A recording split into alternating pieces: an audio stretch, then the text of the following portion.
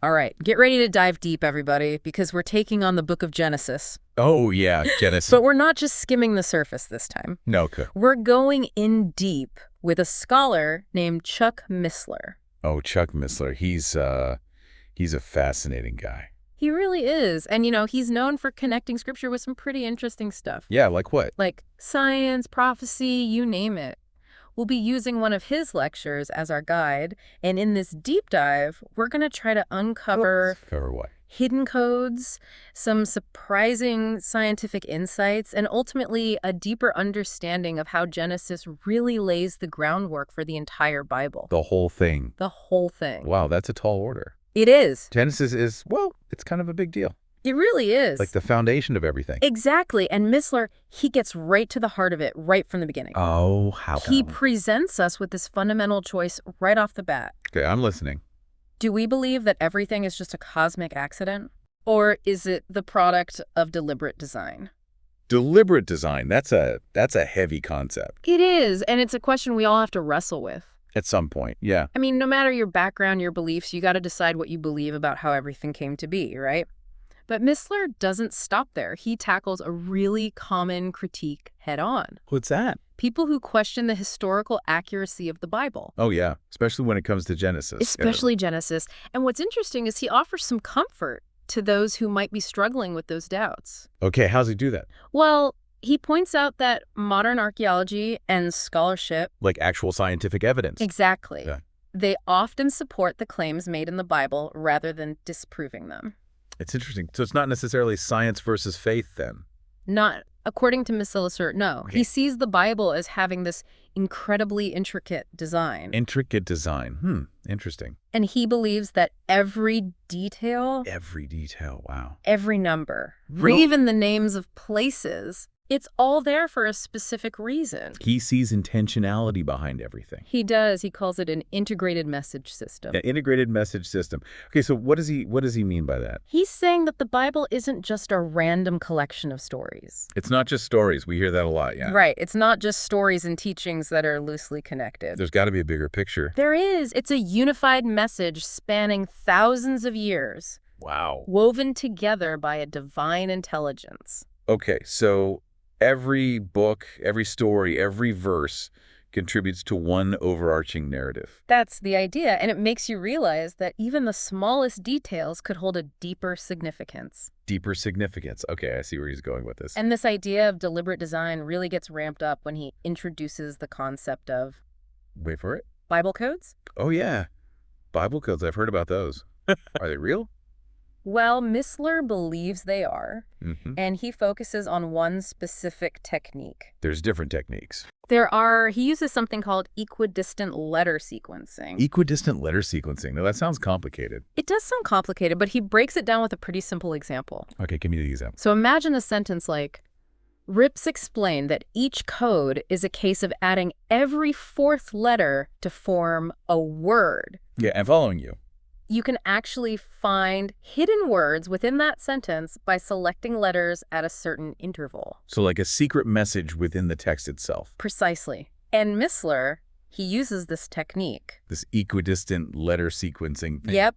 To demonstrate how the word Torah, which refers to the first 5 books of the Bible, Including Genesis. It appears multiple times encoded within those books. No way. And what's even crazier, it appears forward and backward. Forward and backward. Now that seems statistically impossible. Right. What are the chances of that happening randomly? Next to none, I'd say. And that's what Missler points to as evidence of intentional design. It's like someone deliberately wove those codes into the very fabric of the text. That makes you wonder about who the author really is, right?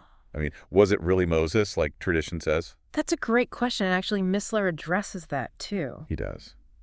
What do you say about Moses? He tackles something called the documentary hypothesis. Okay, the documentary hypothesis, what is that exactly? Well, it argues that the Pentateuch, the first 5 books of the Bible, were actually compiled from multiple sources long after Moses lived. So not written by Moses, but compiled by somebody else using different writings. That's the idea, and their evidence is things like different names for God being used, variations in writing styles, things like that. So like piecing together a puzzle using pieces from different boxes. Perfect analogy. But Missler, He has a pretty powerful counterargument. Right. Lay it on me. What's the counterargument? He points out that Jesus himself Jesus. Okay. contributed the Torah to Moses. He did. He did in the New Testament, specifically. Luke chapter 24. Jesus is teaching his disciples, and he clearly states that Moses wrote the law. So for those who believe that Jesus is the authority, that pretty much settles the authorship question, doesn't it? It's a strong argument. It really is. And it highlights how important it is to consider the whole biblical narrative when interpreting specific passages. The whole narrative. The whole thing. Now, Missler then shifts gears and starts talking about the importance of Genesis itself Okay, the importance of Genesis, all right. as the foundation for everything that follows in the Bible. So how does Genesis lay the groundwork for the rest of the Bible? Well, he points out that so many key concepts, they're all introduced in Genesis. Like what? Give me an example. Like the Sabbath, the concept of marriage, sin, sacrifice. Those are some pretty big concepts. They are. And he calls this the law of first mention. Law first mention. Interesting. It means that the first occurrence of something in the Bible often establishes its meaning for every instance that follows. So understanding Genesis, it's like getting a key to unlock the rest of the Bible. You got it. It lays the groundwork for everything else. And then he makes this really interesting connection. Okay, what kind of connection? He draws parallels between Genesis and the book of Revelation. Wow, so the beginning and the end. The bookends of the Bible, exactly. That's fascinating. What kind of parallels is he talking about? So, for example, Genesis describes the creation of the earth, Right, the beginning. but Revelation talks about the earth passing away. The end. In Genesis, you've got the sun ruling the day. Okay. In Revelation, there's a world with no need for the sun. No need for the sun. Wow. It's like seeing the same story. From two different perspectives. Exactly. With the ending reflecting the beginning, but in a new, transformed way. I like that. Transformed. And that transformation, it points to this new reality, a new heaven and a new earth. Where everything's made right. Where everything's made right, sin and death are completely overcome. That's a powerful message. It is. It really is. But then we come to one of the biggest debates surrounding Genesis. Oh, here we go. The age of the earth. Yeah, that's a big one. Doesn't that create a conflict between science and faith? That's what a lot of people think, yeah.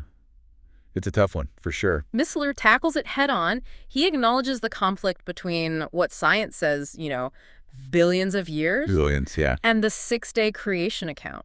The 6 days, right? He actually asks listeners directly. He does. He says, do you believe the universe is 15 billion years old? Do you believe the Bible when it says it was created in 6 days? Wow, that's putting it right out there. He does. He puts it right out there.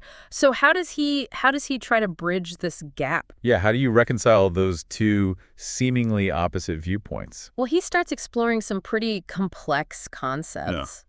Einstein's theory of relativity, Oh boy. how gravity affects time, even touches on the idea of hyperspace. Hyperspace. That sounds like something out of Star Trek. It does.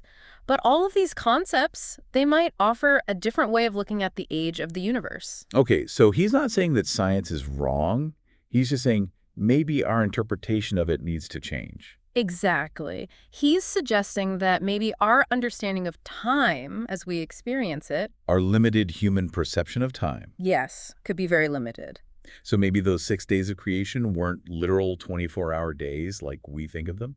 That's one possibility he puts forward. Okay, I'm starting to see where he's going with this. It's all about perspective. It really is. And he introduces this concept of time dilation. Time dilation. All right, break that down for me. So, according to Einstein's theory of relativity, time is relative. It's not absolute. Meaning it can change, be flexible. Yes, it can be affected by things like gravity and velocity.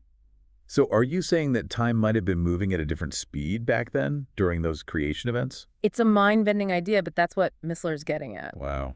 That really makes you think, doesn't it? It challenges everything we think we know about how the universe works. It does. And you know what's interesting? He even mentions this physicist named Gerald Schroeder. Gerald Schroeder, never heard of him. Well, he's actually Jewish, not Christian. Oh, really? Yeah, and he wrote a whole book about how the 6 days of creation could actually fit within a universe that's billions of years old using this concept of time dilation. So he's saying it's not an either situation. It's possible for both to be true. That's exactly what he's saying. It's about finding a new way to understand the relationship between science and faith. And Genesis might be the key to unlocking that understanding. That's what Missler believes, and honestly, after going through this lecture, I'm starting to see things in a whole new light myself.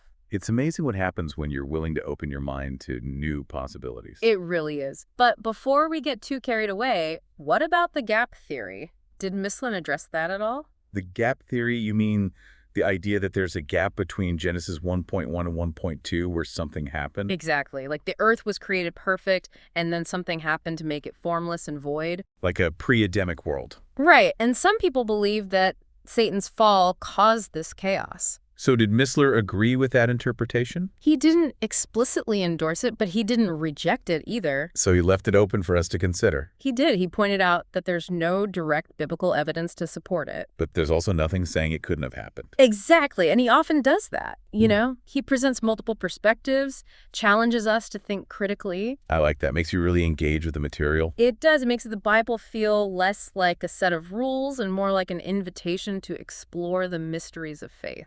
Absolutely. And speaking of mysteries, what about those hidden codes? Oh, yeah, those codes. Didn't Missler suggest they might be woven throughout the entire Bible, not just Genesis? He did. He even said they could be like fingerprints of the Holy Spirit, a way for God to authenticate his message. Wow, like a divine signature embedded in the text. And he also implied that these codes could reveal deeper layers of meaning to those who search for them. So we've only just begun to scratch the surface. We have. And who knows what we might uncover in the future with the help of technology and new discoveries. It's mind-blowing to think about. We've covered so much already, from creation to hidden codes, time dilation. It's been a wild ride. And we're not done yet. In the next part of this deep dive, we're going to explore some more of Missler's mind-blowing insights, like the scientific evidence he presents for a young Earth. All right, I'm ready for more. Buckle up, because it's going to be a fascinating ride. Okay, we're back. Ready to unpack more from this Chuck Missler lecture on Genesis? For Genesis, yeah, this is good stuff. I'm really intrigued by this whole idea of scientific evidence for a young Earth. Oh, yeah, he gets into that. Some really interesting stuff. But first, you mentioned he had some thoughts about day one of creation and, like, the whole concept of light. Yeah, he did. He actually challenges the common assumption that since Sunday's the first day of the week, it must have been the first day of creation, too. Yeah, seems logical, right? Sunday, Wow. day one. Right. But Missler throws in this curveball, suggests maybe the first day wasn't blessed because it was actually the day God started dealing with this pre-existing chaotic situation, you know? Like, he was already working with something that was there. Right. Like, Yeah. he was bringing order to chaos, and he just leaves that as a question, you know, something to think about. I like that. Makes you rethink some assumptions. It does. Okay, but let's talk about light. I mean, we take it for granted, right? Flip a switch, there it is. Yeah, we do. So what's so special about let there be light? Well, light's more complicated than it seems, you know? And Missler, he loves to weave in those scientific insights. Yeah, he does. So first, got to understand the Hebrew word for create in Genesis 1.1. Which is, it's bara. Okay, bar, what's so special about that? It means like to create out of nothing. Out of nothing. Yeah, as opposed to like shaping something that already exists, you know? Oh, I see. So pure creation. Ex nihilo, they call it. Okay, ex nihilo. I've heard that. So when Genesis says God created light, it's talking about creating something totally new, not just playing around with stuff that was already there. Okay, that makes sense. But then it raises another question. Which is, Did God create the light itself on day one? Or the stuff that makes light, like the sun and stars, which we don't see until day 4? the classic chicken or egg dilemma. Exactly. Which came first, the light or the thing that makes light? It's a question that's puzzled people for centuries. Yeah, theologians, scientists, everybody. And if the sun wasn't the source of light on day 1, what was? That is the million-dollar question, isn't it? It is. And speaking of light, I remember you mentioned that Missler talked about the possibility of the speed of light slowing down. Oh, yeah, that one always gets people talking. That one really got me thinking. Tell me more about that. Well, he mentioned this researcher named Barry Setterfield, who got a lot of flack for suggesting the speed of light might not be constant. Not constant. Yeah, but Missler seemed to think there was some evidence to back it up. What kind of evidence? He talked about certain atomic properties, Atomic properties. which are directly related to the speed of light, and they've been observed to be decreasing over time. So if the speed of light is supposed to be constant, but these properties are changing, doesn't that imply that maybe the speed of light itself is changing too? That's the logic, yeah. Wow, that's a huge idea. Like, that would completely change our understanding of the universe. It would. It messes with a lot of scientific models, especially when it comes to, like, the age of the universe, Yeah. how far away things are. Because if light was faster in the past, then it would have gotten here quicker. Meaning things would seem closer and the universe younger than we think. Yeah. It all ties back into that age of the Earth debate Hmm. and whether you can reconcile what the Bible says with what science observes. Exactly. So maybe, just maybe, those 6 days of creation weren't literal 24-hour periods as we understand them today. Maybe not. And this idea of time dilation comes back into play here, doesn't it? It does. Missler was suggesting that maybe time itself was flowing differently during that creation week. I'm trying to wrap my head around that one. It really challenges what we think we know about how time works. Yeah, it's a tough concept, but think about it this way. According to Einstein's theory of relativity, time is relative, not absolute. Hmm. Meaning it's not this fixed, unchanging thing. It can be affected by gravity, speed, all sorts of stuff. So you're saying time might have been moving at a different rate back then? That's what Missler was hinting at, and it's an idea that other scientists have explored too. He even mentioned a physicist, Gerald Schroeder. Schroeder, wait, wasn't he the Jewish physicist you mentioned earlier? Yeah, same guy. Yep. He wrote a whole book about how the 6 days of creation could fit within a universe that's billions of years old, all based on this idea of time dilation. So it's not an either situation. It's possible for both to be true. That's the point, and it all comes down to how we understand and interpret the data. Okay, I'm starting to see the bigger picture here. But what about the gap theory? Did Missler talk about that? The gap theory. He did bring it up, yeah. That's the idea that there's like a gap between Genesis 1.1 and 1.2 where something happened to the earth. Yeah, some folks think that's where Satan fell, and that's what made the earth formless and void. So did Missler agree with that? He didn't really say yes or no. He pointed out there's no direct biblical evidence for it. But he also didn't rule it out. Nope. He's all about leaving those questions open, encouraging us to think for ourselves. I like that. It makes studying the Bible a lot more engaging. It does. It becomes more of a conversation than just accepting things blindly. Okay, so we've talked about light, time dilation, the gap theory. What about those scientific arguments for a young Earth? I'm really curious to hear more about that. Oh, yeah, he's got some interesting stuff there. Let's dive in. I feel like we've been on this incredible journey through Genesis, and it's amazing to see how much depth and complexity there is to unpack. Yeah, it really is. It shows how much we can learn when we really take a deep dive into these topics. And honestly, we've only just scratched the surface. I know, right? And I'm so eager to hear more about these scientific arguments for a young Earth. What else did Missler bring up? Well, remember how we talked about moon dust earlier? Well, Missler presented another interesting example related to dust, but this time it involves something called the Poynting-Robertson effect. The Poynting-Robertson effect? I'm not familiar with that one. It's basically a drag force caused by sunlight that acts on these tiny particles in space, like micrometeoroids. So like a cosmic brake pedal for space dust. That's a great way to put it. And this drag force, it causes these particles to slowly spiral in towards the sun. Okay, but how does that relate to the age of the Earth? Well, if the universe were billions of years old, like a lot of scientists believe, then theoretically there should be very few micrometeoroids left, because they would all spiraled into the sun by now. But there's still a lot of space dust out there, right? Exactly. And that abundance of micrometeoroids, well, it could suggest that the universe is actually much younger than we think. One where there hasn't been enough time for all that dust to be cleared out. So even something as small as space dust can challenge our assumptions about how old the universe is. It really can. And he went on to discuss the salinity of the oceans, too. Salinity, like the saltiness. Exactly. Scientists have been measuring the amount of salt in the oceans, and they've noticed that it's gradually increasing over time. So the oceans are getting saltier. They are. And the thing is, if the oceans were billions of years old, they should be way more saturated with salt by now. So the fact that the salinity is still increasing, that points to a younger starting point. It could, yeah. It's like a giant science experiment that's playing out over millions of years, and the results are hinting that the Earth might be younger than we think. What other large-scale examples did he use? Did he talk about anything else like that? He talked about the Mississippi River Delta. Remember how massive that thing is? Yeah, the Mississippi Delta, I've seen pictures. It's huge. It is.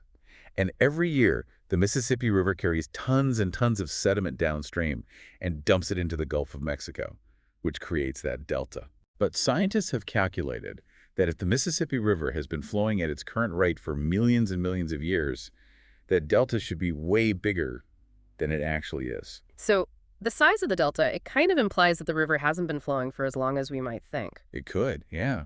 And that, of course, could mean the Earth itself might be younger, too. These examples are really fascinating. What other evidence did he bring up? Well, he also discussed radiocarbon dating, the decay of the Earth's magnetic field. Okay, yeah.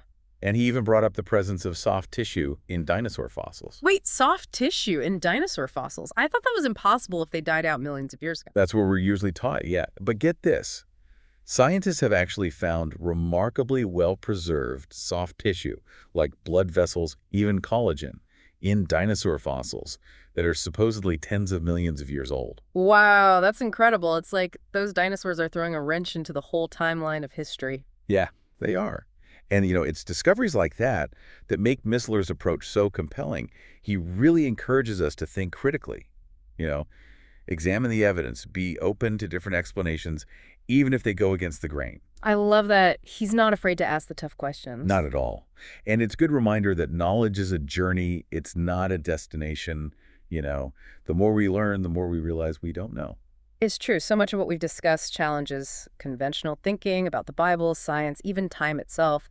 It's definitely a lot to take in. It is. But that's the beauty of these deep dives. Yeah. They expand our understanding, open our minds to new possibilities, and they help us see the world in a whole new light. I agree. So what would you say is the key takeaway here? What do you hope listeners walk away with?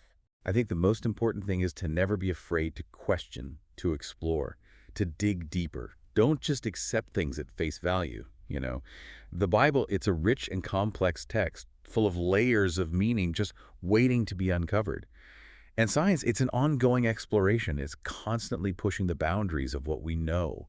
So we should always be questioning, always be learning. Exactly. When we approach things with a curious and open mind, well, we can make incredible discoveries, things that can completely transform our understanding of ourselves and the universe we live in. That's a great message. So where should our listeners go from here? What should they explore next if they want to keep learning?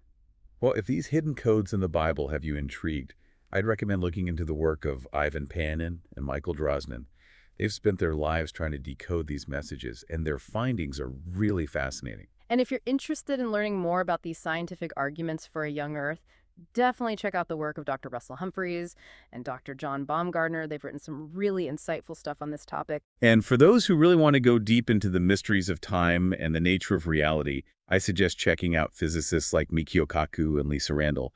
They're pushing the boundaries of what we know about the universe, and their work is mind-blowing. It sounds like there's a lot more to discover. There always is. Well, this has been an incredible deep dive into the book of Genesis with Chuck Missler as our guide. I hope everyone listening has enjoyed this journey as much as we have. It's been a pleasure to share these insights with you all. Absolutely. And remember, the journey doesn't end here. Keep asking questions, keep seeking, and you never know what wonders you'll find hidden within God's word and his incredible creation. Couldn't have said it better myself. Until next time, happy diving, everyone.